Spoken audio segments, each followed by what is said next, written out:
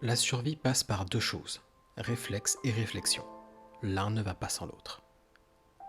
Ne vous fiez pas à l'apparence stylistique jeunesse voire enfantine des illustrations de sa couverture, cette bande dessinée de Charles Soule et Ryan Brownie traite bel et bien de sujets très adultes.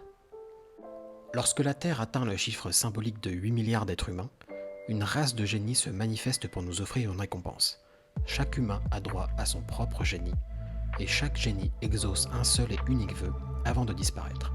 La Terre doit donc survivre à 8 milliards de vœux. Si nous, lecteurs, pouvons observer de loin les premières expériences du chaos, c'est parce qu'un des personnages a immédiatement utilisé son vœu pour que son bar soit immunisé contre les vœux des autres, transformant le lieu en l'un des rares endroits sûrs sur la planète. Tout au long de cette série en 8 numéros, nous allons pouvoir observer les différentes phases que va traverser ce nouveau monde. On commencera par les impulsifs qui ont utilisé leurs vœux dès les premières secondes, puis ceux qui ont réfléchi à leurs fantasmes un peu plus longtemps, et ensuite les vicieux qui vont tenter de reconstruire la société en se basant sur cette monnaie ultime que sont nos souhaits. L'idée de trouver le vœu parfait est un thème qui me touche, parce que la réponse est d'une complexité infinie. Les auteurs s'amusent ici à nous montrer plusieurs facettes des rêves de l'humanité.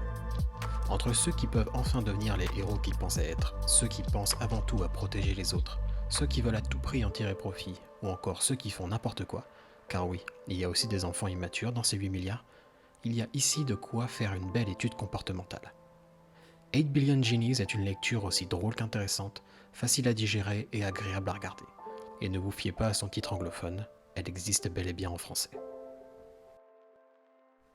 Pour d'autres recommandations littéraires ou culturelles, rendez-vous sur le blog vagabondcosmique.fr ou sur la page Instagram du même nom.